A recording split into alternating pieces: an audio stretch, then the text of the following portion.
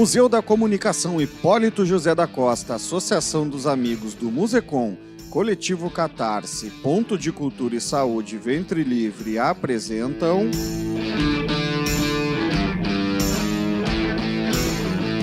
Museconversa, o podcast quinzenal do Museu da Comunicação, vinculado nas mais diferentes plataformas de podcast e nas redes sociais do Musecom e do Coletivo Catarse.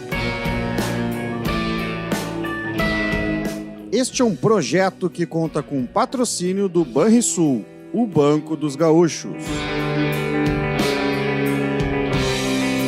Para saber mais e conhecer o museu, acesse www.musecom.com.br ou faça uma visita ao museu na Rua dos Andradas, 959, Centro Histórico de Porto Alegre.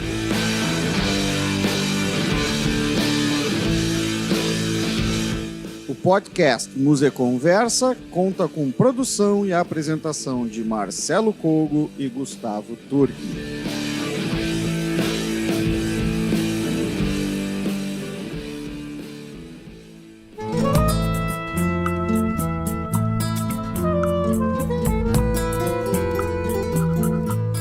Mais um, então, Museconversa, Marcelão, a gente direto do estúdio Monstro, né? Maravilha. Aqui na sede do Ponto de Cultura e Saúde Ventre Livre, Coletivo Catarse. Eu, Gustavo Turki, Marcelo Cogo aqui do meu lado. Terceiro episódio, olha, já perdi as contas já no terceiro episódio da terceira temporada de Museconversa. E com quem a gente vai conversar hoje sobre o quê, Marcelão? Gustavo, a gente está agora... rememorando um pouco dos tempos que a gente fazia isso aqui de forma mais remota, utilizava a tecnologia para conversar com gente de tudo que é lugar, né? Estamos conversando vamos conversar, melhor dizendo, com Leonardo Leal, que é cofundador da Sleeping Giants Brasil, que é um movimento de consumidores que acorda as gigantes empresas sob o patrocínio involuntário de fake news e discurso de ódio. Em pouco mais de 2 anos, o movimento conta com o apoio de 800 mil seguidores em suas redes e já conscientizou 1.054 empresas. O total desmonetizado do discurso nocivo já ultrapassa os 60 milhões. É isso aí mesmo, Léo? Conta aí pra nós e diz pra gente de onde é que tu tá falando aí pro pessoal que tá escutando saber que tu tá no paraíso de temperatura. É isso, gente. Eu gostaria primeiramente de começar agradecendo o convite. É muito legal e assim, interessante saber que já tá na terceira temporada. Então, projeto de sucesso aí. Muito obrigado mesmo pelo espaço, pelo convite. Estou falando diretamente de Ponta Grossa, Paraná. A gente tava conversando aqui sobre verão, né? Percebi que na minha cidade não é tão quente. Não. Perto do que é Porto Alegre. Tô feliz com Ponta Grossa, mas daqui a pouquinho tô viajando pro Rio, enfim, o Sleeping é isso, ele faz a gente viajar bastante, mas é exatamente isso, assim, o Sleeping Giants foi um projeto que acabou acontecendo na minha vida, na da Mai e do Beto, que são os diretores e fundadores do perfil, de uma forma muito natural, e a gente jamais tinha a pretensão, eu sempre falo muito isso, a gente jamais tinha a pretensão de estar tanto conversando com vocês hoje e falando sobre o sucesso desse perfil em pouco mais de 2 anos são números realmente surpreendentes que a gente conseguiu graças ao apoio de cada um desses 800 mil seguidores. Então, vamos lá, o Marcelão fez uma abertura formal, a gente já informalizou, tá te chamando de Léo também, né, Leonardo? Então, eu queria que tu explicasse então um pouquinho para nós o que consiste, né? Isso aí foi como começou, né? Como é que foi a expectativa, mas o que consiste exatamente a iniciativa Sleeping Giants? A gente sabe que não é um nome também estadunidense, né? É um nome que é inglês, né? Não sei se não vem da Inglaterra, mas é em inglês, né? Então, eu queria que tu explicasse para nós como é que isso vem cair no Brasil aqui também e o que efetivamente a gente vai conversar, o que vocês estão realizando. E estão chacoalhando aí umas bases que a gente sabe. Então, o Sleeping Giants, na verdade, né, ele começou de uma forma orgânica nos Estados Unidos, depois da eleição de Donald Trump, em 2016, através da criação de 2 publicitários, em que eles ficaram muito surpresos de que, ao entrar no Breitbart News, que era o maior site de fake news norte-americano, inclusive era dirigido pelo estrategista que levou Donald Trump à presidência, que era o Steve Bannon, encontrar diversas marcas anunciando por ali e, querendo ou não, patrocinando e respaldando aqueles conteúdos racistas, misóginos, xenófobos. Então, eles basicamente ficaram muito surpresos e entenderam que aquelas marcas estavam aparecendo ali sem querer. por uma questão de mídia programática, né?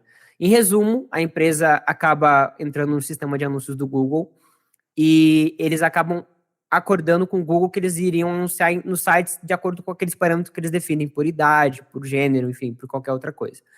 Infelizmente, o Google tem um péssimo filtro em relação a fake news e discurso de ódio. E é por isso que esses anúncios acabam aparecendo em diversos sites, dentre eles esses sites de fake news. Então, eles basicamente entraram no Breitbart News, printaram as empresas que estavam aparecendo por ali e marcaram lá nas redes sociais, principalmente no Twitter, perguntando se a empresa concordava com aquele anúncio e se ela queria continuar anunciando nesse site. E o movimento foi muito surpreendente. Eles conseguiram mais de 1.000 respostas em um tempo recorde, conseguiram desmonetizar o Breitbart News em, se eu não me engano, 60 milhões de reais, que eu acho que dá 8 milhões de euros. E o Steve Bannon, em um documentário na Netflix, chegou a comentar que o Sleeping Giants é o pior, justamente por ir numa questão muito fundamental dessa indústria informativa que poucas pessoas olhavam antes, que é justamente essa questão de financiamento. Porque o poder da fake news em relação à política, né, de influência, de manipulação, todo mundo já conhece, acho que em qualquer hoje lugar do mundo. E a gente também conhecia isso no Brasil, e foi lendo exatamente uma matéria contando essa história do movimento nos Estados Unidos, na França, ele já estava na Austrália, ele já estava em 15 países antes de a gente criar no Brasil, que em 2020, durante a pandemia, um momento que o país estava atravessando uma avalanche de fake news e a gente realmente estava muito perdido com as informações, porque uma hora podia usar máscara, depois não podia, depois podia de novo, né? Porque era um momento muito novo para todo mundo. A gente acabou lendo a matéria no El País que contava sobre esse Sleeping Giants Brasil durante a nossa pesquisa de TCC, que eu estava fazendo direito na Faculdade Estadual de Ponta Grossa. E eu sabia que o meu TCC era sobre fake news, o da Maia e do Beto também. E a gente acabou criando de uma forma, no mesmo dia, na mesma hora, o perfil, sem qualquer pretensão. Obviamente, a gente se importava com a causa, mas em uma semana o Sleeping Giants no Brasil virou o maior Sleeping Giants do mundo, ganhando mais de 400 mil seguidores nas redes sociais. E em 2 semanas a gente conseguiu desmonetizar o maior site de fake news brasileiro, que era um site que tinha naquele momento 80 milhões de acessos, e a gente conseguiu retirar 200 empresas deles, e depois o Google acabou removendo eles do sistema de parceria. Acho que o importante dizer é que tu diz tirar a empresa deles, não é vocês que chegam lá e pegam com uma ação judicial, né? Isso que você estava explicando, é todo um grande movimento, vocês são um catalisador de um processo até público, né? Das pessoas... Acho que a gente poderia explicar isso. Semana passada eu estava falando com a minha companheira, dizendo, feliz que a gente tinha marcado essa conversa, Léo, e explicando para ela como é que funcionava um pouco. E ela assim, mas eu não entendo como é que é isso. Como é que uma grande empresa acaba patrocinando um site que estimula discurso de ódio, né, e espalha mentiras? Tudo isso para utilização política. Como é que essa empresa acaba patrocinando? Pode explicar para nós um pouquinho, para quem estiver ouvindo? Claro. É uma coisa que a fake news ela sempre foi existente em toda a história humana, né? A gente tem diversos históricos sobre isso. Mas pela primeira vez na história, ela se tornou monetizável, ou seja, ela virou um produto comercializado através do advento da internet. Porque na internet, como as pessoas ganham dinheiro? Produzindo conteúdo, né? Só que elas não vendem o espaço desse conteúdo diretamente para as empresas. Há um intermediador. E aí que entra as plataformas, como o Facebook, como o Google. Eles ganham dinheiro e mantêm o serviço, entre aspas, gratuito para o usuário, claro, vendendo espaço publicitário, assim como a TV, né? Claro, claro. A TV, ela funciona de forma gratuita e no meio das programação acaba aparecendo anúncio. Só que, diferentemente da TV, que é considerada a mídia tradicional de veiculação de anúncio, onde a empresa ela tem total controle, ela sabe em qual programa que vai aparecer, o intervalo, qual minuto, o que eles vão falar, o que eles vão falar, ela tem controle do espaço em que a marca dela está sendo inserida. Sim. Na internet, ela basicamente faz um contrato com o Google e fala, Google, eu tenho esse dinheiro para esse público-alvo aqui, e o Google acaba distribuindo isso por diversos sites. Normalmente, naturalmente, a gente esperava e talvez confiava que o Google deveria ter um filtro de qualidade alto para você ser parceiro dele, porque não é qualquer empresa, qualquer site que está na internet que pode ganhar dinheiro com a produção de conteúdo, assim como não é qualquer youtuber que vai lá, entra no YouTube e já ganha dinheiro com isso. Só que o Google realmente ele acaba não se preocupando com fake news e com discurso de ódio, porque assim como essa pessoa vai ganhar dinheiro com esse espaço publicitário no site dela, o Google também vai ganhar uma parte, porque ele é o intermediador. Então, basicamente, o Google acaba se tornando um parceiro dessa empresa, desse site de fake news. Porém, essas grandes empresas, elas acabam, ao anunciar na internet, aparecendo em milhares de sites. Em média, 3 mil sites é onde uma empresa aparece com a sua publicidade. E é muito difícil você controlar aonde está aparecendo ou não. E por isso, muitas vezes, as empresas acabam patrocinando conteúdo de fake news e discurso de ódio sem saber. Tanto que hoje, a maior parte das empresas que respondem os Sleeping Giants respondem agradecendo, porque, me desculpa, isso está em total desacordo com os meus valores e obrigado por me informar isso, porque esse público desse site não é um público-alvo. Então, eu vou no Google e bloqueio esse site. Então, o Google dá essa ferramenta para você bloquear. E as empresas, ao bloquear esse domínio, elas param de aparecer. Então, é assim que é feito a retirada, entre aspas, do anúncio dessa empresa. E assim ela para de entregar esse dinheiro desse anúncio para o site. O que acontece é que, como na internet um site tem muitas empresas, né? Justamente porque quando você entra no site, acontece um leilão muito rápido, milésimo de segundo. Basicamente, o Google fala, esse usuário está entrando nesse site, quem quer aparecer aqui? Aí vem milhares de empresas e oferecem ali, quem paga mais aparece. Então, por isso que também acontece muito daquele anúncio que você pesquisou uma vez uma geladeira, 2 portas, e essa geladeira vai te perseguir por 20 sites, porque é isso, o Google sabe disso e está entregando essa informação para a empresa, e a empresa está investindo pesado em você, porque ela sabe que você tem interesse. E, naturalmente, para você conseguir realmente desmonetizar, retirar um anúncio do site para ele perder esse dinheiro dessa produção industrial de fake news, você tem que retirar 1 ou 2 centenas de anunciantes. Então, é um trabalho muito de formiguinha. Ou o Google, com simplesmente alguns cliques, consegue retirar todos esses anúncios. Então, eu sempre brinco que, quando a gente fala de 1.000 empresas que o Sleeping Giants conscientizou, é um número enorme, né? São mais de 40 campanhas.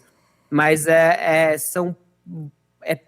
pouco perto do que o Google poderia fazer. Claro. O Global Information Index fez uma pesquisa, é uma instituição estrangeira que pesquisa sobre fake news, né, desinformação, e ele fez uma pesquisa sobre o valor do mercado publicitário de fake news online. Ou seja, quanto que sites de fake news arrecadam anualmente. E esse é um valor de 230 milhões de dólares. Então é um valor muito absurdo. Quando a gente pega os 60 milhões de reais que o Sleeping Giants retirou em 2 anos, ele é um valor ínfimo. Sim. Então, infelizmente, a gente tem muito trabalho e muita empresa para alertar sobre esse problema. E, bom, então vocês literalmente são os apontadores, né? Vocês fazem um papel de um algoritmo, inclusive, se a gente fosse ir mais longe, assim, né? Então, que tu fala de trabalho de formiguinha, e também eu acredito que vocês recebam muita indicação pela própria rede social, né? Bom, eu sigo vocês no Twitter, né, eu acompanho ali, vejo volta e meia cai ali Sleeping Giants, ou alguém dizendo, Sleeping Giants, chega aqui que tá rolando isso. Aí na sequência já dá para ver que se vocês engajam, isso acaba virando uma campanha, e a gente está vendo, por exemplo, recentemente com a Jovem Pan isso, pois né? Eu ia avançar nessa questão, porque até então... Porque a gente também está falando de Google, né? Claro. Mas agora a gente está falando de uma mídia tradicional, exatamente, como a Jovem Pan. Você está falando, então, antes de algoritmos, de empresas que não sabiam exatamente onde estavam indo suas marcas, estavam patrocinando aquele discurso de ódio. Mas quando começa uma campanha, que eu particularmente vou chamar de muito corajosa da parte de vocês, que é enfrentar um grande veículo de comunicação tradicional, né, histórico no Brasil, a Jovem Pan é uma rádio, sei lá quantas décadas existe, né? E a gente é sabedor do que essa rádio anda aprontando, anda fazendo, mas enfim, não é aquela coisa do algoritmo, né? Não é aquele negócio, eu estou avisando, não, vocês deram a cara para bater, botaram mesmo o perfil nas fuças dos patrocinadores da Jovem Pan e disseram que vocês vão continuar patrocinando essas pessoas, esses caras que estão falando essas mentiras e promovendo esse discurso de ódio que eles fizeram muito, muito mesmo. Como é que foi essa decisão de vocês também de encarar um outro passo, né, dessas campanhas? Não, total. A gente surgiu muito com essa questão da mídia programática, que é exatamente quando as empresas patrocinam um espaço sem saber que está nesse espaço. porque a gente entendia que era um problema estrutural, né, muito maior. Então, até ao alertar essas empresas, era feito de uma forma muito mais tranquila, muito mais calma, por ter essa simpatia e entender que não era uma culpa dela, era uma responsabilidade e uma culpa das plataformas, Google, Twitter, Facebook, enfim, qualquer uma dessas big techs, as grandes empresas de tecnologia. E a gente, por basicamente um ano, a gente ficou só nessas campanhas e também em campanhas contra processadores de pagamento. Então, por exemplo, o Olavo de Carvalho tinha um curso na internet que ele difundia fake news e discurso de ódio por 11 anos. E ele usava um processador de pagamento para processar o curso, né? Porque ele é um curso vendível. Então, ele cobrava, acho que R$50, a pessoa pagava, tinha acesso a esse curso. A gente ia lá e notificava essa empresa, falando as violações que o Olavo fazia. E a empresa, depois de um ano, que era o PayPal e o PagSeguro, retirou o Olavo da plataforma. E a gente já começou a avançar para esse segundo modelo, né, de pressão no combate ao financiamento das fake news e discurso de ódio, que é o principal mote do Sleeping Giants.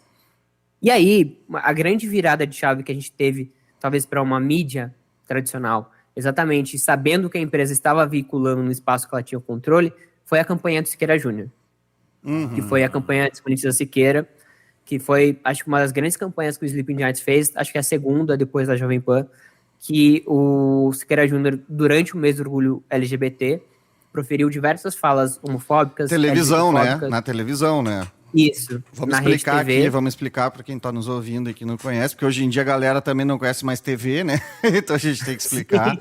Né? É importante. Na Rede TV, né, que é a quinta maior emissora de TV do Brasil, em horário nobre, e a gente começou essa campanha de pressão justamente contra as empresas que estavam patrocinando o programa, informando essas violações que ele fazia de ataques, inclusive tinha processo do MPF pedindo 10 milhões por conta disso, enfim, já tinha todo um histórico, porque é importante ressaltar que toda a campanha que o Sleeping Giants faz é com base em todo um histórico desinformativo. Então, como são pessoas públicas e expostas, a qualquer momento qualquer pessoa está disposta está suscetível, não disposta, está suscetível a errar e cometer um erro e pode retificar esse erro e pedir desculpas. Mas a partir do momento que você tem todo um histórico de alguns anos, meses, até quando a pessoa é confrontada ela reafirmar aquilo, é óbvio que ela tem o interesse de continuar propagando esse discurso nocivo. E o Siqueira Júnior tinha esse mesmo discurso. Essa campanha foi uma campanha muito vitoriosa. A gente conseguiu retirar 60 anunciantes da TV, a gente conseguiu conscientizar 200 empresas no total, porque a gente expandiu a campanha para o YouTube dele também. Ele tinha 6 milhões de inscritos no canal do YouTube dele.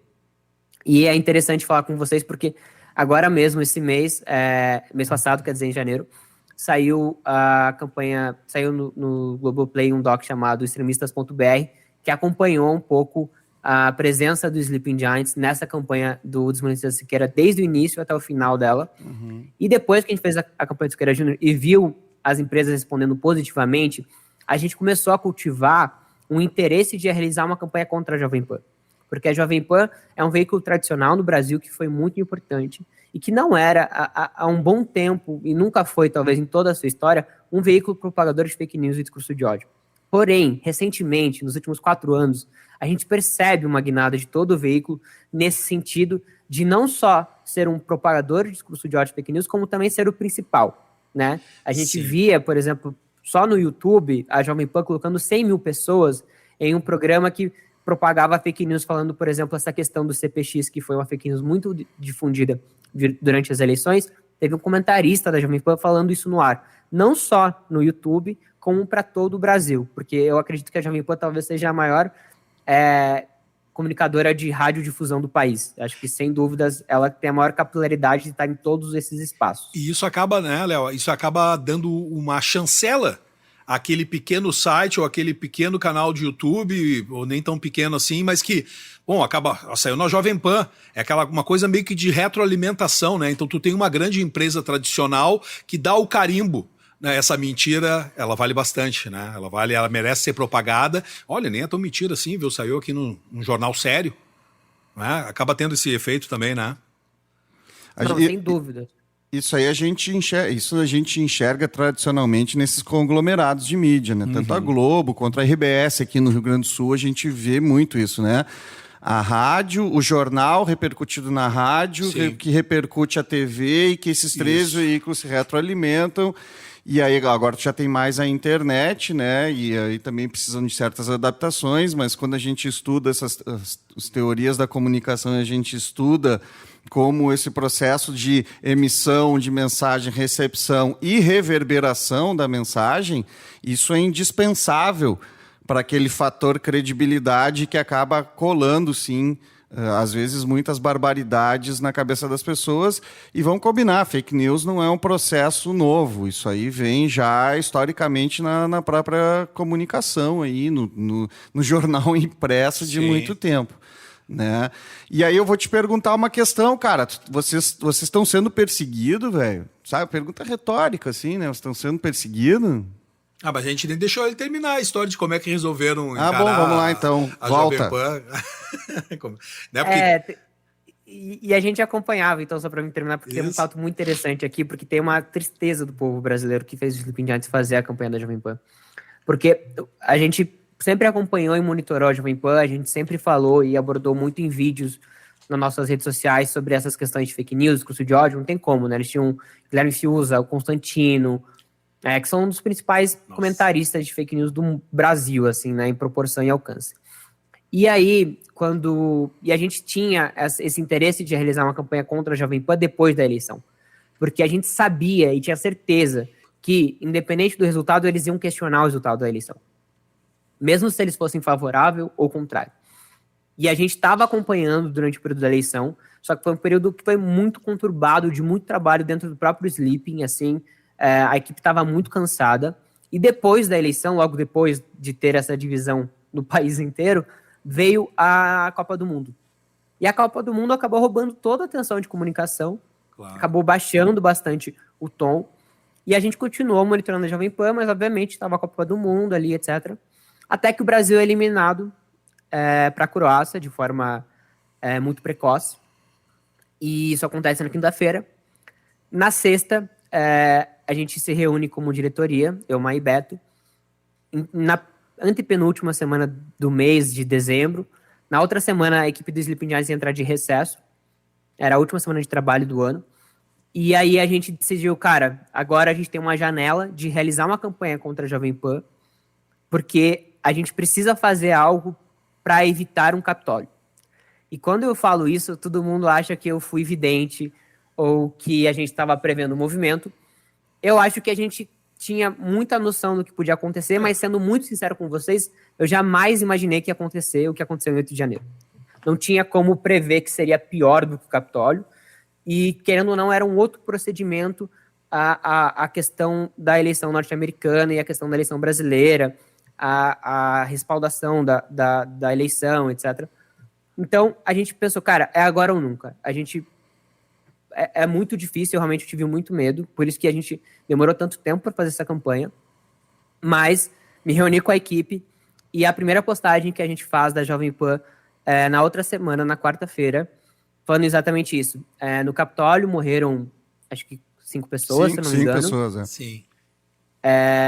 A gente precisa evitar que isso aconteça no Brasil, e isso só vai ser evitável se a gente desmonetizar o maior propagador de fake news e discurso de ódio do país, e que nesse momento é o maior questionador da eleição, que era a Jovem Pan.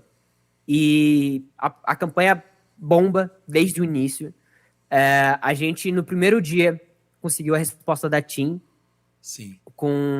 Que era um anunciante muito grande, que eles anunciavam tanto na TV quanto na rádio, né, que a Jovem Pan recentemente foi para a TV a cabo.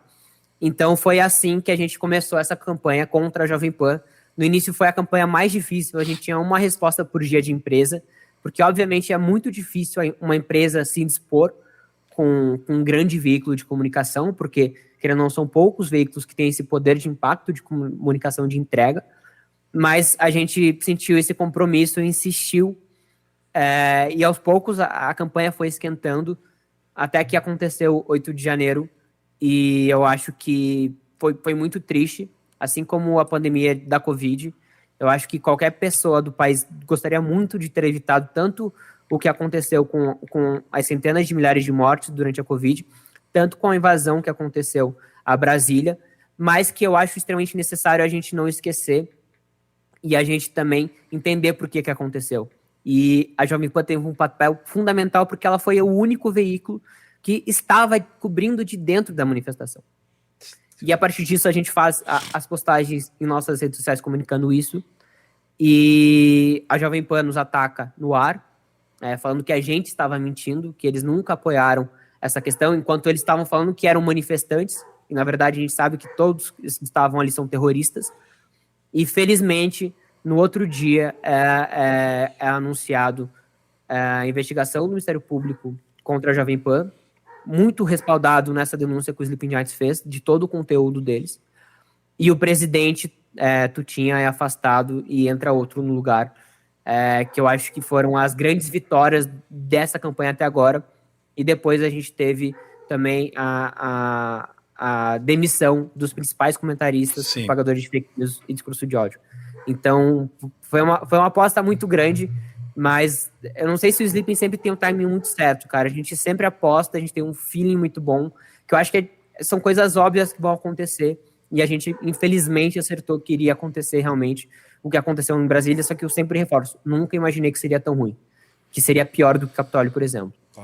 Bom, com certeza o que está acontecendo no país hoje é histórico, com certeza também a ação do Sleeping Giants é histórica. Isso se a gente fosse gravar esse podcast como é de museu, né? Daqui uns 50 anos nós poderemos estar gravando sobre 2023, sobre janeiro de 2023, sobre essas ações todas, e aí provavelmente a Renata Veleda do futuro gravaria um quadro da memória, que é o que a gente vai ouvir agora, ver o que vem para nós no programa de hoje, neste terceiro episódio da terceira temporada de Música Conversa. A gente já volta aí. Quadro da memória, com Renata Veleda. Olá, sou Renata Veleda, servidora do Musecom, e estamos aqui para mais um quadro da memória. Hoje vamos ler o boletim do Sindicato dos Jornalistas Profissionais de Porto Alegre de maio de 1987.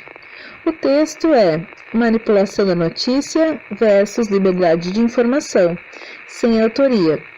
Mais uma vez, a greve do funcionalismo público e do magistério estadual expôs as dificuldades do trabalho dos jornalistas neste tipo de movimento. Por um lado, as empresas com seus interesses manipulam de diversas maneiras o material editorial, e de outro, os repórteres encarregados de cobrir as manifestações dos trabalhadores são confundidos como porta-vozes do patrão. Consequência do primeiro fato, o segundo tem criado situações constrangedoras em diversas oportunidades.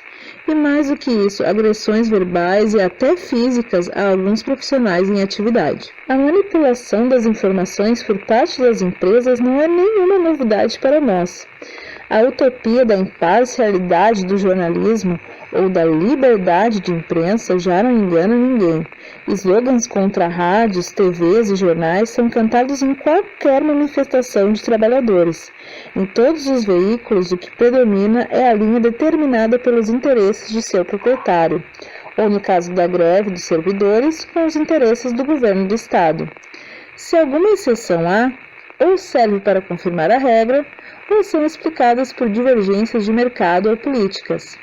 A verdade é que, sentados nos seus confortáveis gabinetes, os patrões mudam matérias, invertem títulos, escondem fatos, deixando para nós, repórteres, o papel de enfrentar cara a cara as fontes que no dia anterior disseram ou viveram fatos muitas vezes opostos aos que vêm publicados no jornal ou divulgados na rádio ou TV. Vítimas da manipulação, somos depois cobrados pelos nossos companheiros trabalhadores, que muitas vezes não compreendem o raro poder de influência que temos sobre a confecção de um noticiário ou de um jornal.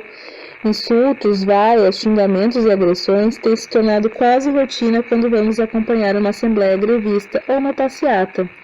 De um modo geral, as lideranças dos movimentos compreendem a posição dos jornalistas como trabalhadores. Sabem que há os que procuram furar o bloqueio da censura patronal. Um documento do sindicato foi lido durante uma assembleia do funcionalismo e aplaudido por todos. Sem o controle dos meios de comunicação pela sociedade, muitas vezes sem a consciência clara de que somos trabalhadores da mesma forma como aqueles que estão fazendo as notícias, nos restam poucas opções. Devemos cobrar as repetidas declarações dos proprietários de empresas jornalísticas de que a notícia tem dois lados e ambos devem ser divulgados, ficando a opinião para a página de editoriais. Nos cabe também a denúncia pública dessa situação, a discussão e o engajamento na luta contra o monopólio e o controle da informação e o enfrentamento contra os patrões e a incompreensão.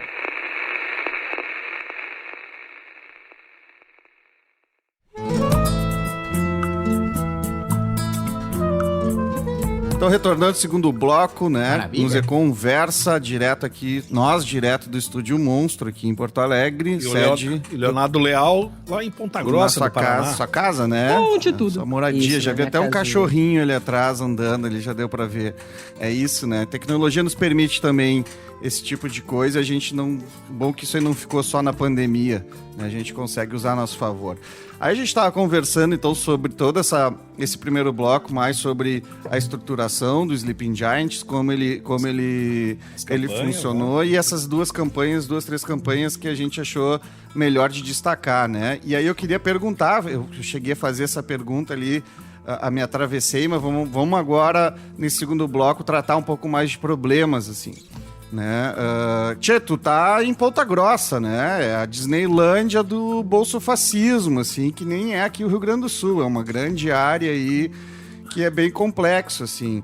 E querendo ou não, esse é o grupo, pelo menos factualmente, que a gente está enxergando, e eu não quero relativizar o fato, são os que mais se utilizam de estratégias de fake news, né? Tu falou de Steve Bannon, isso aí... A gente fala de Donald Trump vindo lá dos Estados Unidos, é a extrema-direita. Né? Inclusive nos Estados Unidos é interessante, porque é a extrema-direita usando contra a direita fake news. Né? Essa história de que o Biden é esquerda, que os democratas são esquerda, também é fake news. Para, Gustavo. Vai decepcionar aí uma Aí galera. eu queria te perguntar, Léo, para vocês, assim, como é que tem sido essa relação de vocês com as ameaças? Vocês têm sido ameaçados porque vocês estão mexendo no bolso dessa galera, velho. Né? Vocês estão mexendo no bolso de uma galera e daqui um pouco a gente sabe que isso não é muito simples, muito tranquilo. Né? E uma coisa é tu estar, por exemplo, em Curitiba, em Porto Alegre, uma cidade grande, talvez seja mais fácil de tu ficar anônimo, mas aí, por exemplo, uma cidade como Ponta Grossa, tá, não é minúscula, não é pequena, mas como é que vocês lidam com isso, cara?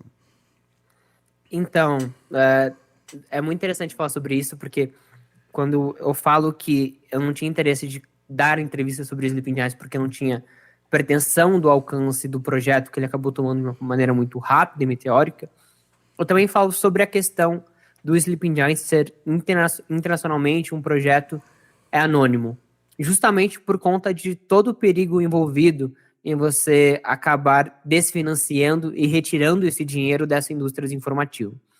Porque essa matéria do El País, que falava sobre o Sleeping Giants nos Estados Unidos, principalmente na França, ele contava a história dos fundadores norte-americanos que foram expostos em um site nazista, tiveram seus dados expostos, e também contava todas as ameaças que eles e suas famílias receberam.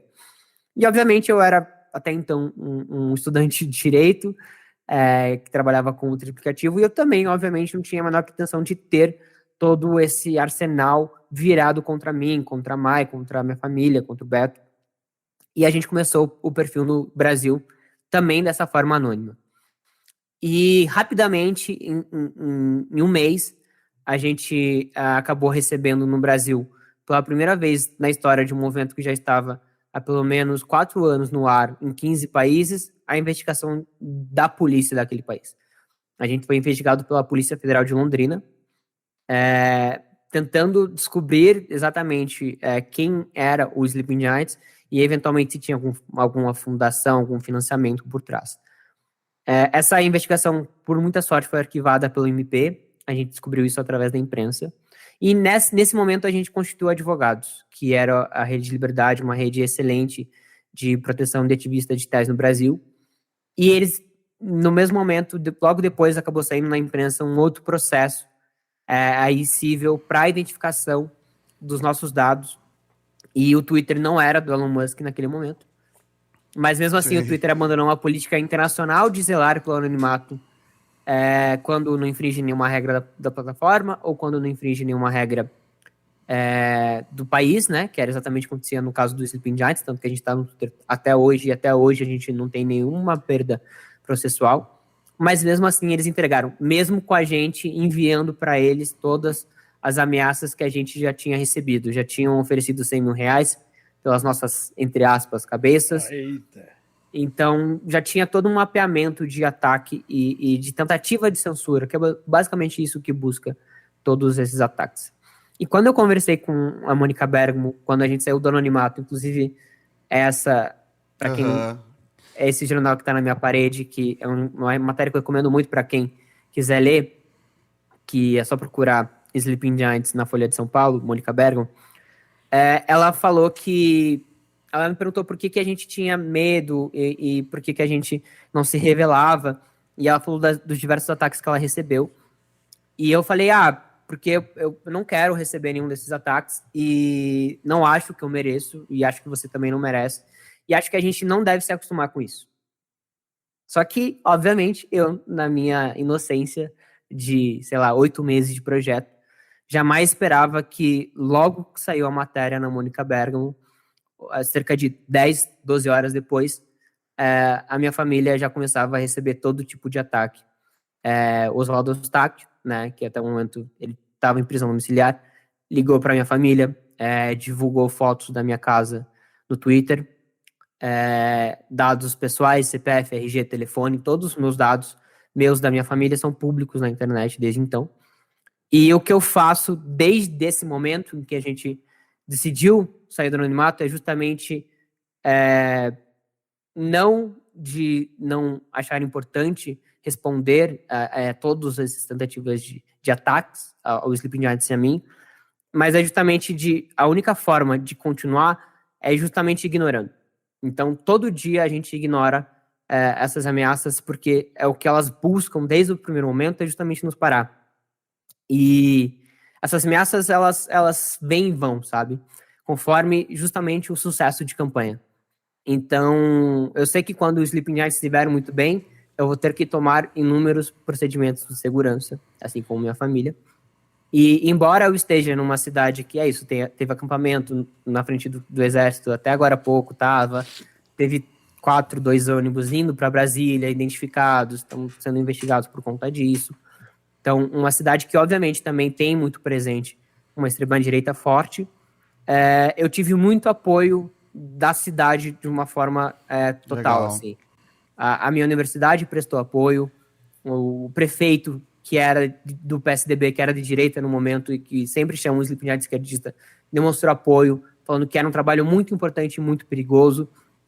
Então, eu acho que isso me trouxe uma proteção. Então, por isso que hoje eu me sinto muito seguro de continuar a minha vida por aqui. Eu moro há muito tempo no mesmo lugar, assim como a Mai. Mas, obviamente, tenho diversos procedimentos e cautelas que hoje eu tenho que levar por conta de ser uma pessoa exposta um pouco. E esse doc do extremistas.br eu recomendo muito para quem quiser assistir, porque além de abordar bastante essa questão da campanha, ele também aborda esse assédio, né? A gente recebeu um processo do Siqueira Júnior, a gente geralmente acumula processos em todas as campanhas, a gente recebe um novo processo, a gente já sabe como funciona isso. E ele também acompanha, um hater do Sleeping Giants, que é um perfil que foi criado só para xingar, basicamente, não é nem criticar, se fosse para criticar seria super ok, para xingar o Sleeping Giants diariamente, e eles conseguem conversar com essas pessoas que estão por trás desse perfil, e uma dessas pessoas que gerencia, que está perto dessa rede, acabou se mudou para minha cidade, né, com uma forma de tentativa de ataque, e isso obviamente me abalou muito no momento, foi uma coisa muito difícil, acho que a minha família não sabe nem dessa questão, mas hoje o Sleeping Giants, por muita sorte, é um trabalho muito reconhecido, e esse reconhecimento traz essa segurança de poder falar, a gente vai fazer a campanha contra a Jovem Pan. Hoje, felizmente, a gente tem ótimos contatos de advogados, de pessoas que são especialistas em segurança, que nos suportaram desde o primeiro momento, e que hoje dão todo esse suporte para a gente continuar à frente de todas essas ameaças que a gente recebe diariamente, porque isso nunca nos parou, e eu acho que nunca vai, porque a gente tem um compromisso muito grande com o perfil, Sim. e a gente sabe que ao combater fake news e discurso de ódio, a gente consome muito isso. Então, infelizmente, a gente está muito blindado contra isso, porque o nosso trabalho é justamente mapear esse tipo de conteúdo, e a gente, obviamente, sabe quando for utilizado contra a gente, qual vai ser a forma.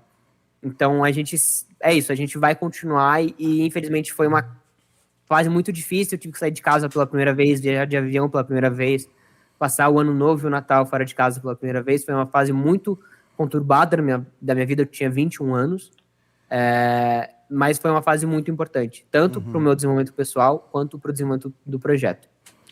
Tchê, deixa eu fazer uma perguntinha aqui, porque tu, né, vários momentos aí tu fala eu, a Mai, o Beto, né, eu sei que a Mai, a Maiara Stelli, é a cofundadora do perfil junto contigo, né, mas o Beto, ele se agregou depois, não foi? Como é que é o nome dele, só para o pessoal que está nos ouvindo aqui conhecer ele um pouquinho melhor? O Beto é o nosso diretor jurídico do Sleeping. Ele acabou se revelando depois, porque os dados que foram entregues nessa primeira exposição desse processo eram meus e da Mai, e ele optou por continuar não anônimo, porque ele já deu muita entrevista, etc., mas numa posição de sem exposição, né? Sim. Ele é uma pessoa maravilhosa. Hoje no Sleeping eu acabo cuidando da diretoria de comunicação, a Mai cuida da diretoria institucional e desenvolvimento, e o Beto acaba cuidando da diretoria jurídica de pesquisa. Então, ele fica por trás de todas essas questões de defesa, de ataques, de litigância. Claro. Mesmo com os 3 sendo formados em direito, ele é realmente essa pessoa. Ele realmente é formado e é advogado, né? Só sou bacharel. Então, ele realmente fica mais à frente dessa pasta, e é muito legal como a gente acaba agregando muito. Eu acho que o Sleeping, justamente nesse segundo nível que eu conversei com vocês, que é de notificações extrajudiciais, de encerramento de contrato, o Beto ele trabalhou muito mais essa questão de desmonetização, além da comunicação, né? Justamente por uma via mais jurídica e de um advocacy constante com essas empresas. Então, e ele fez um trabalho genial, assim, em 2021, ele foi no TSE e conseguiu uma ampliação das normas que proibiam candidatos utilizarem discurso de ódio em suas páginas, em suas redes sociais, em suas publicidades. E ele acabou incluindo nesse termo LGBTfobia, capacitismo, intolerância religiosa, né? Então, é uma expansão super necessária desse combate a fake news e discurso de ódio, além dessa guerra de comunicação, né, que é uma guerra digital que acontece, também que tem essa responsabilização pelos meios legais, pela justiça e pela jurisdição brasileira também, que é uma das coisas que a gente pretende muito brigar esse ano, que é pela regulamentação das plataformas, né? Sim. Tudo é regulamentado numa sociedade, por que as plataformas não são? Não, olha só, eu queria saber, bom, isso é um trabalho, né, Léo? Como é que vocês se sustentam, cara? Não precisa dar exatamente todos os caminhos para tu não ser desmonetizado também, mas como é que é a sustentabilidade do projeto? Então, o Sleeping brasileiro, ele é um case no meio de toda a história, acho que, do Sleeping Giants. Primeiro, por essa ascensão meteórica, né? E esse abraço de toda a sociedade brasileira, que é uma coisa que acho que não aconteceu de uma forma tão rápida em qualquer outro lugar do mundo, justamente pelo histórico que o perfil já carregava, pelo momento já carregava internacionalmente.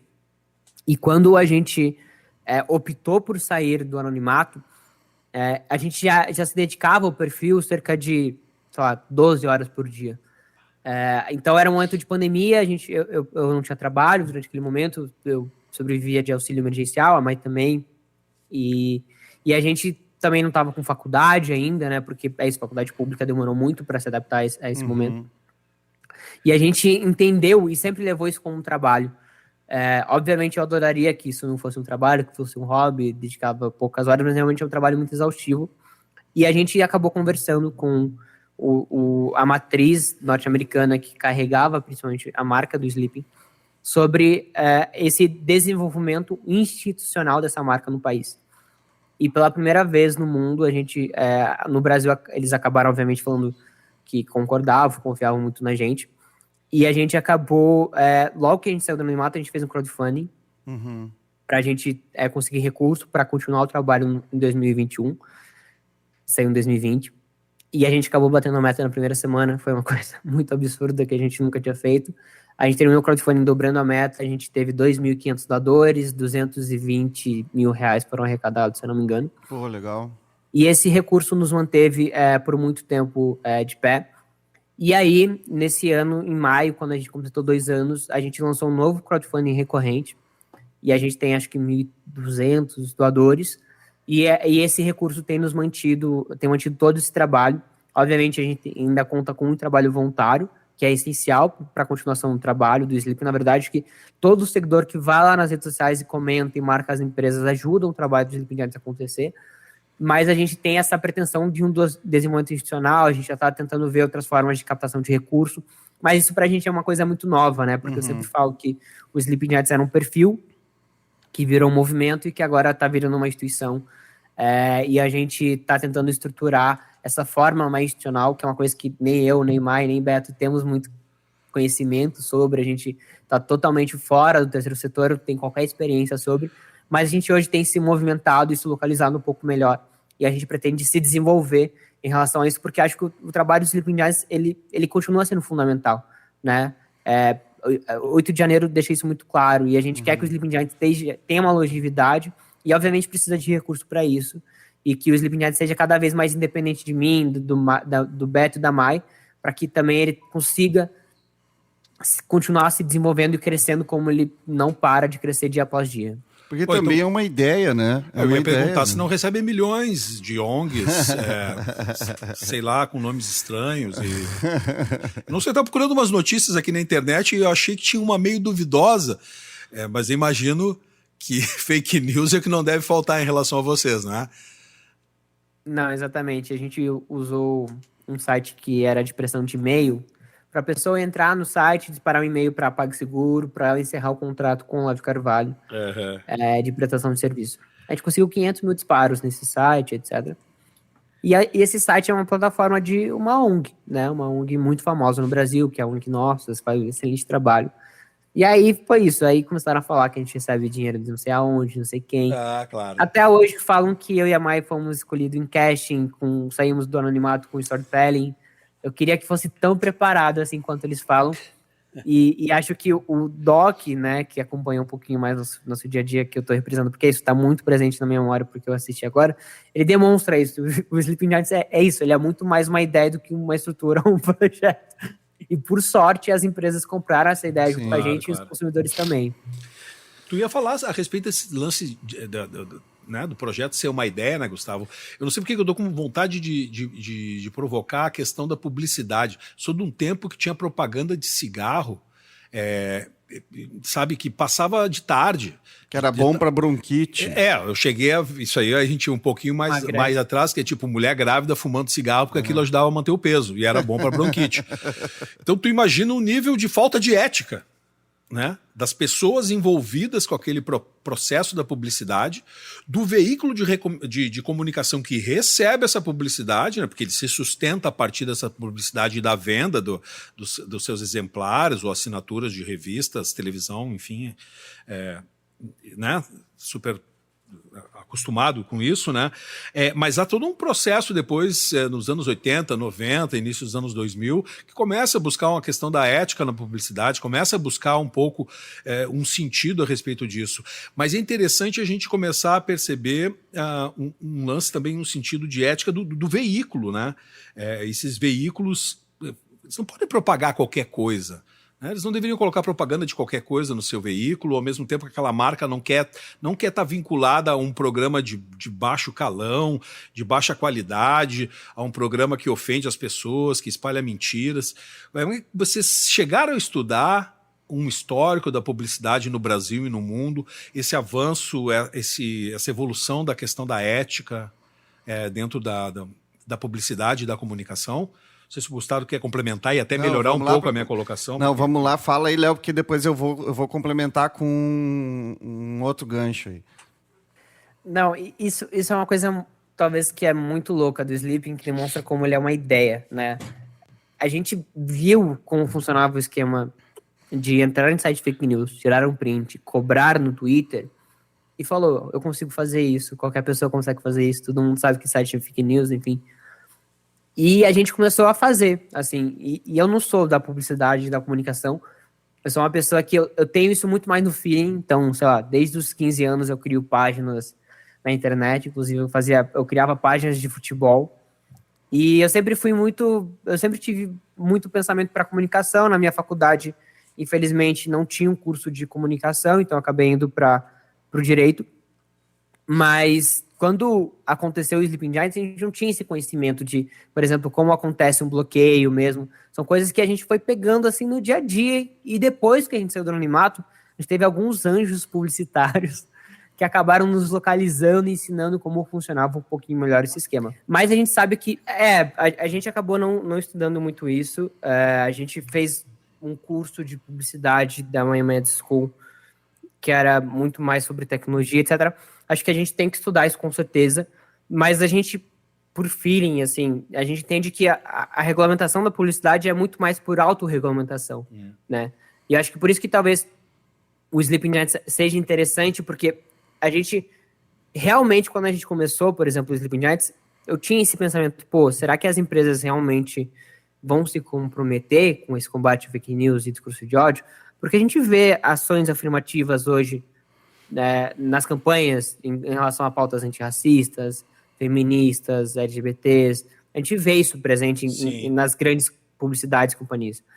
E a gente pensou, podia ser um momento de hipócrita, que é isso, todo mundo está indo, e a publicidade tem muito isso de todo mundo vai, né? Mas a gente viu realmente que as empresas estavam muito comprometidas com essa pauta do sleeping.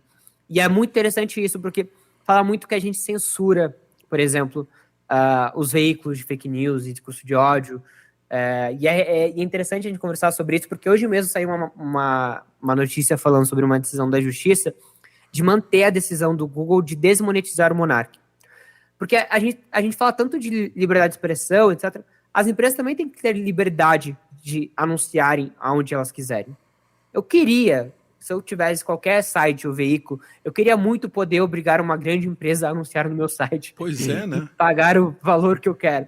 Mas é isso. Se ela não quiser anunciar nesse espaço, ela tem esse direito, né? Por uma autorregulamentação dela, de um compromisso dela, eventualmente com uma pauta, ou simplesmente por não querer. Por exemplo, uma empresa vegana nunca vai anunciar num site de carne ou com produtos de animais. Tipo, não faz sentido, não é o público-alvo.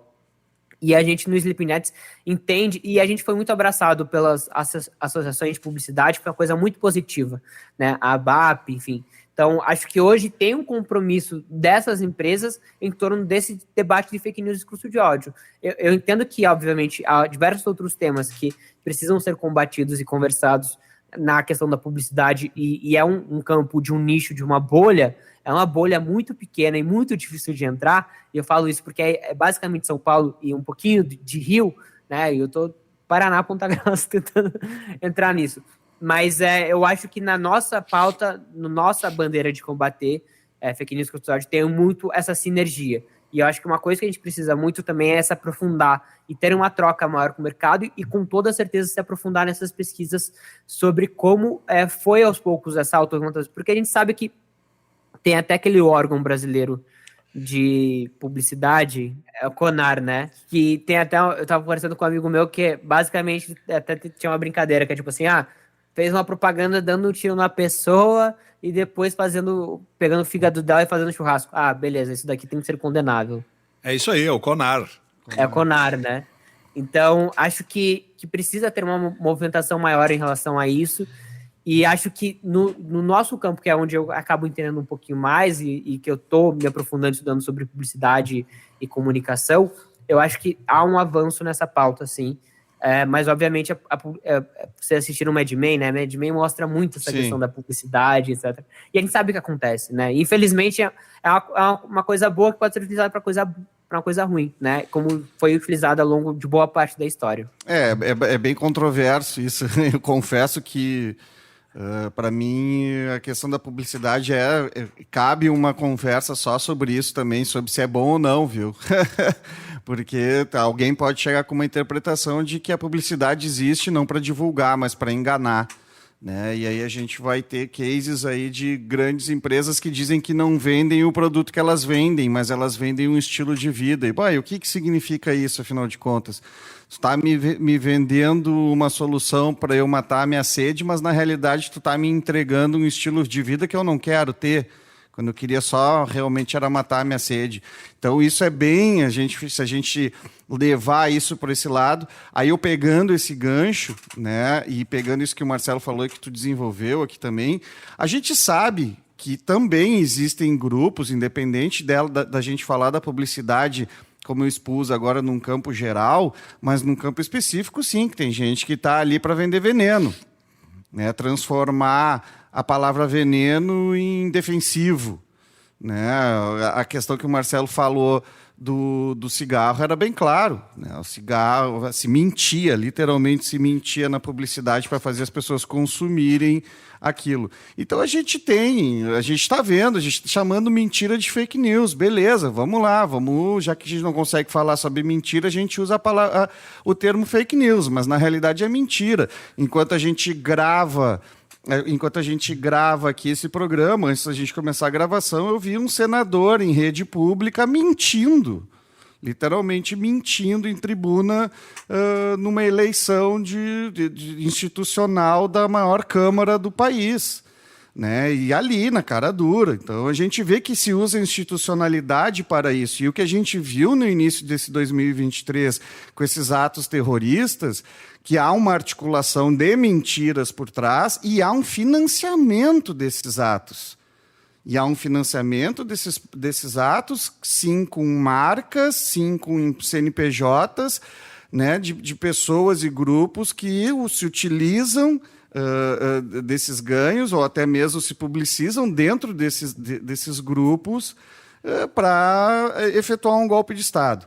Aí eu te pergunto, Léo, já chegando nessa parte final, assim, vocês chegaram em alguma empresa que chegou e disse, não, ok, a gente vai manter o nosso anúncio.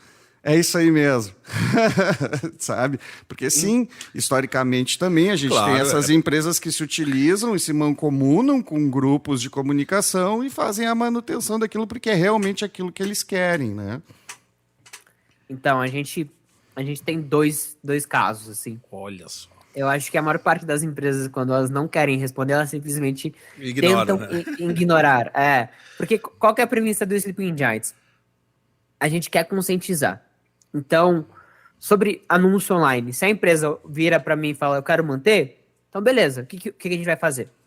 A gente vai pegar e vai deixar público e claro para todo mundo que aquela empresa quer continuar financiando aquele tipo de conteúdo. Com o anúncio online nunca aconteceu. Com essas empresas que processam pagamento de cursos odiosos ou de produtos que são perigosos, né, e tipo do Olavo de Carvalho, Sarah Winter, Grupo 300, que são extremistas reconhecidos no Brasil, a gente, quando a gente teve a recusa, a gente, por exemplo, pressionou o PayPal e a PagSeguro sobre o Olavo de Carvalho, aquele curso que eu conversei com vocês de 11 anos que ele tinha no ar. O PayPal saiu muito rápido. A PagSeguro, logo que o PayPal respondeu, a PagSeguro acabou falando que não ia poder retirar por uma questão jurídica de uma interpretação deles. A gente pensou, como que o PayPal, que é líder mundial, consegue fazer essa movimentação e a PagSeguro, que é tudo uma grande empresa, é a 7ª maior empresa no Brasil, mas ela não consegue seguir o líder mundial? Então, o que a gente fez? Beleza, PagSeguro, você não quer se movimentar, mas você é uma empresa de capital aberto. Tem diversos acionistas que são comprometidos com os famosos princípios ESG, né? Princípios de responsabilidade sociais, ambientais e governamentais. Qualquer acionista que tem qualquer participação da PagSeguro, nesse momento estava violando todos esses princípios desses fundos da ESG. Então, o que a gente fez? A gente notificou um desses acionistas, que era o plano de pensão canadense, dos trabalhadores canadenses, que tinha 2% da PagSeguro.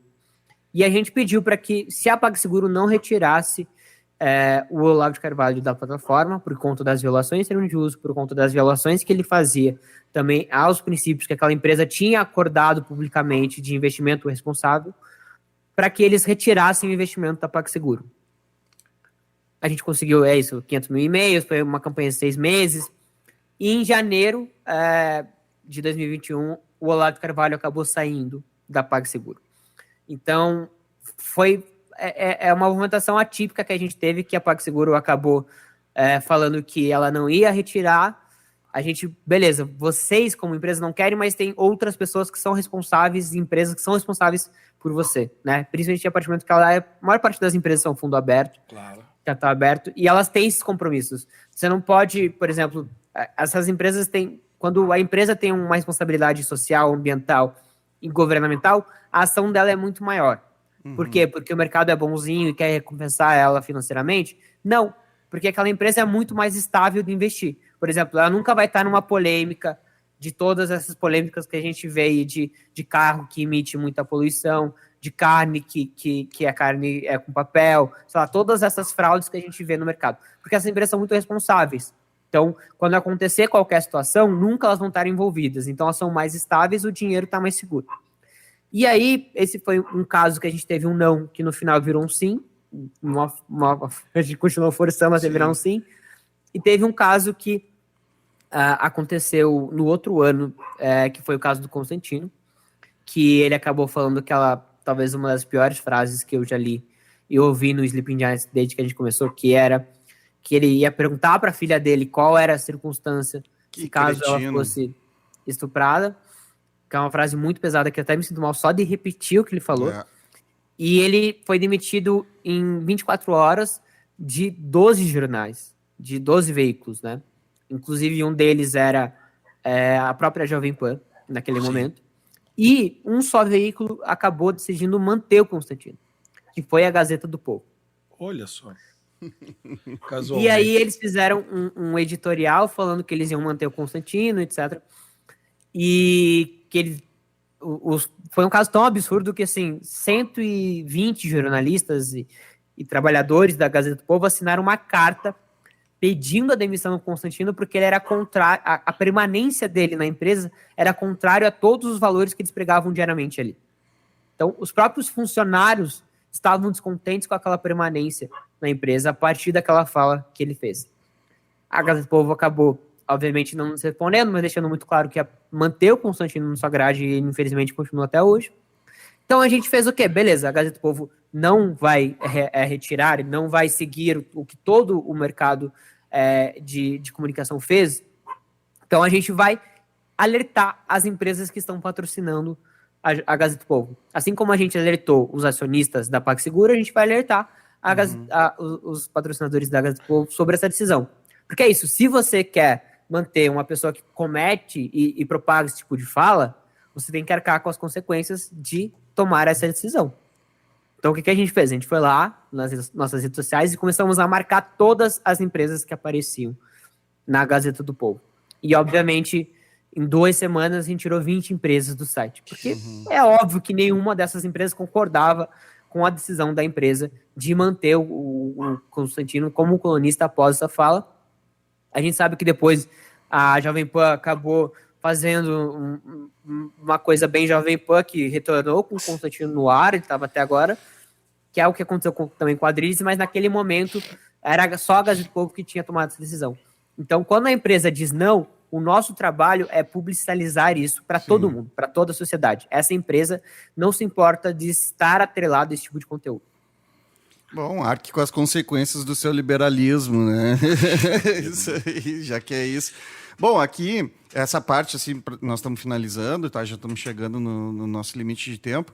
E é uma questão bem difícil, assim, que a gente enfrenta no estudo do jornalismo também, né? Da gente ver, às vezes, tu, enquanto jornalista num veículo, tu precisa te moldar, não pelo que o teu veículo quer, mas ao teu anunciante.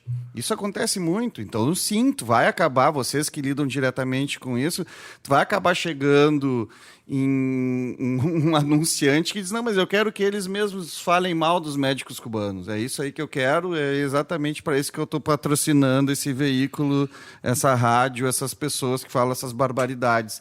Né? Então, vocês vão acabar encontrando, sim, essa resistência, sim, mas é legal ver que vocês também pensam. Para mim, a isso... alternativa disso daí, né? Essa de fazer o contato com o fundo canadense Eles devem ter ficado puto da cara com vocês, meu. Isso não. Isso foi muito chato e bom da parte de vocês. Muito bom mesmo. Bom, Léo, a gente agradece aí, cara, a presença, né, a disponibilidade para conversar com a gente. Mesmo. De novo, isso aqui é um espaço, nós somos uma cooperativa de comunicação, a gente trabalha com cultura e comunicação há 18 anos, né, eu há mais de 20. Né, a gente tem essa andada assim, naqueles vácuos onde esse dinheiro publicitário ele costuma não verter. Né? Então a gente também está sempre observando a contra-hegemonia de um ponto de vista assim, sempre muito pejorativo, e imaginando como a gente poderia agir, porque esse dinheiro, esse recurso que acaba somando, acaba também nos sufocando.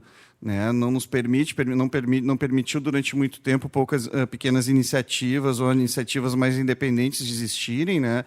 E aí a gente fica... cara, fala bem claro, assim, por exemplo, MST, né? Que é uma coisa que a gente trabalhou muito durante um tempo, que é um movimento social que era sempre esmagado pela grande mídia. E aí a gente chegou, por exemplo, num grande jornal de circulação aqui, um sindicato tentou anunciar, comprar espaço de anúncio num grande jornal aqui, e o grande jornal não aceitou porque falaria do 8 de março, da Via Campesina, esse anúncio. Eles disseram, não, nós vamos pagar a página inteira, não. No entanto, aonde a ação aconteceu, aquela empresa que seria atingida com essa ação anunciou nessa página inteira. Sim. E aí todas as matérias desse jornal foram para demonizar o movimento. Então, isso são relações que seguem existindo. Né? Então, acho que é super bacana, super interessante que vocês existam também como um chacoalhador de rede e mostrando que existe uma possibilidade bem efetiva, né, de a gente responder a esse tipo de coisa, e efetivo mesmo, né, porque a gente está vendo isso acontecer. Tá vendo? Não, todo dia chega uma notícia nova. Eu acho que o Google também vai ter que começar a dar uma resposta para vocês. Eu vi que hoje vocês estavam provocando o perfil do Google também. Tipo, como é que vocês vão responder esse tipo de situação? Vocês não tem jeito, né? Eu acho que veio para ficar, inclusive, porque quando a gente percebe um engajamento tão rápido, a gente percebe que uma parte da nossa população ela tá com uma consciência. Apesar de, né, a gente vive num momento muito complicado, mas há uma parte que está com uma consciência e percebe que com uma pequena ação, que é compartilhar uma informação, retweetar um negócio, ela consegue fazer uma movimentação. Há uma massa, 800 mil pessoas movimentando uma rede, né? Ela realmente, ela chacoalha, ela acorda esses gigantes que estavam adormecidos, né, tendo suas marcas vinculadas nos mais diferentes espaços propagadores de ódio. E, poxa vida, que bom que vocês vieram. Que bom que vocês estão fazendo esse trabalho. Que bom que vocês estiveram conosco aqui no Música Conversa também. E é um contexto, eu tenho ouvido um conceito que se chama infodemia, né? É um nome meio estranho, assim, mas é eu aquela coisa do... infoxicação. Também, né? Esse termo tu criou, né? Tá numa música. Mas é isso que vem adiante, né? Esse é o contexto que vocês estão. E aí, nesse nosso trecho final, eu queria que tu fizesse aí uma reflexão sobre o que a gente vai ter aí para frente. Tem muita gente aí ligada com esquerda e tal, talvez que acha que esses 4 anos vão ser uma maravilha, mas a gente sabe que não. Né? Se sabe que não, a gente já está vendo os conflitos em 30 dias que estão vindo, e é isso, nesse campo e nesse contexto de infodemia que as coisas estão acontecendo. E como é que vocês veem, então, esse novo momento, o novo velho momento, e como vocês estão se organizando para tal? Eu acho que tem uma frase, a primeira eleição que eu votei foi em 2018, então para mim foi muito traumatizante eleição de maneira geral, assim, acho que isso totalmente tem muito impacto em eu ser hoje um dos fundadores do Sleeping Giants. E tem uma frase do Ulisses Guimarães que ele fala que o pior congresso é sempre o próximo. Se você acha que esse está ruim, o próximo sempre vai ir pior. E desde que eu comecei a votar, essa é a frase que acho que eu nunca vi uma frase tão verdadeira, né? 2018 foi muito ruim, mas em 2022 foi muito pior, né? A gente viu o deputado mais votado no Brasil, né, ser pela primeira vez mineiro, chegar ao posto de São Paulo, etc., o maior quórum também do país, do colégio, e também ser um dos principais estimuladores dessa invasão que aconteceu. Então, realmente, a gente não acabou o trabalho. Eu sempre brinco que eu adoraria, brinco não, é muito uma realidade, eu adoraria falar, o Sleeping Giants não precisa, eu vou descansar, vou me preocupar com direito, vou fazer o que qualquer pessoa normal faz. Mas, infelizmente, essa tá muito longe de ser a realidade, assim. Acho que 8 de janeiro demonstra muito isso. A extrema-direita ela é muito presente no país. É importante lembrar que eles perderam a eleição, eles bloquearam rodovias, ocuparam praças públicas, quartéis, tiveram a anuência do exército em algumas partes, conseguiram destruir a Praça dos Três Poderes em Brasília, que é uma coisa que nunca tinha acontecido em toda a história brasileira. Então, talvez ao invés da gente estar avançando, a gente está até retrocedendo, porque eu juro que eu imaginava que 2022 seria muito mais calmo e tranquilo do que 2018. E foi muito pior. Acho que todo mundo acabou percebendo muito isso. Então, infelizmente, a gente tem muito trabalho. E ao combater fake news e discurso de ódio, né, a gente acaba também combatendo todo esse império desinformativo e odioso que sabe se mobilizar, se comunicar muito bem com o público. E acho que é importante e essencial o trabalho e projetos como o de vocês, que sim, são independentes, diferente do que eles falam, e que sim, têm um impacto, e que é importante demais ter essa pluralidade de vozes, né? Existem diversas críticas para a imprensa tradicional, o Sleeping Giants fez todas elas, assim como vocês falaram sobre ter um anúncio publicitário com uma questão muito enviesada. A gente viu a Folha, o Estadão, acho que o Estadão não, a Folha e o Globo, se não me engano, trazendo, durante a pandemia, uma página inteira de propaganda no jornal deles com cloroquina, né? A gente vê isso acontecendo dia após dia, né? O dinheiro, infelizmente, ainda acaba mandando muitas vezes, mas justamente buscando combater e desmantelar essa indústria informativa, essa extrema-direita no Brasil, que a gente busca cada vez trazer o diálogo para o centro, que é onde ele sempre deve estar, né?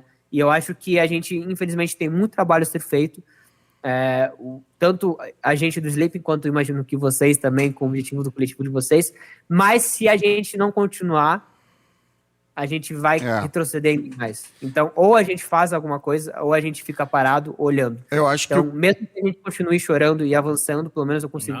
Eu acho que é melhor fazer algo. Não, acho que a materialização do que aconteceu no dia 8 de janeiro é isso. Se tu não faz nada, né, para parar, que a polícia e o exército não fizeram nada para parar, né? E aí eles foram entrando e fizeram aquilo ali. Aquilo ali, além de ser algo concreto, aquilo também pode ter esse sentido figurativo de que se não tiver nenhuma porta para te fechar, não tiver nenhuma resistência, essa turma aí vai vir, vai passar o carro por cima e na boa.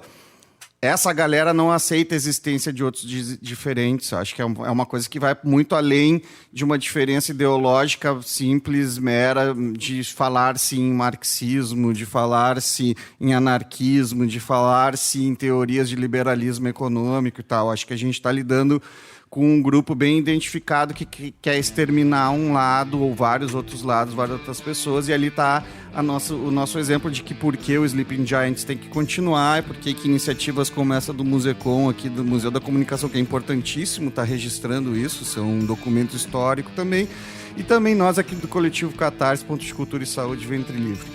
Cara, boa onda, grande satisfação. Estivemos aqui com o Leonardo Leal, do Sleeping Giants Brasil. Só agradecer e vamos nos falar de novo aí na frente, companheiro, tá? Chega em Porto Alegre, passar um calor com a gente. Vem visitar a gente aí quando a gente estiver aí pela tua terra aí, a gente vai te visitar também. Tomar um chimas bem quente que é para equacionar a temperatura e tu te sentir mais fresquinho, tá? Perfeito, gente. Vou aceitar. Meu pai adora chimarrão. Eita. Gostei muito quando fui para Porto Alegre. É bom demais ter essa troca, porque o Sul é muito estereotipado, né? Então a gente tá muito infiltrado. Mas é isso, a gente precisa continuar por aqui. Eu adorei essa analogia, assim. Eu vou replicar, tá? Vai firme. eu vou replicar e vou te dar os créditos, mas muito obrigado mesmo pelo espaço, gente. Qualquer coisa que precisar de mim ou do Sleep, a gente tá por lá, a gente tem o contato. Um abração pra vocês, muito obrigado a todo mundo que ouviu. E é isso, um bom dia, noite, manhã pra qualquer pessoa que estiver ouvindo. Muito obrigado. Dale. Um abração. Dali. Então, fica agora com o serviço do museu e a gente retorna no 4º episódio da 3ª temporada. Até mais.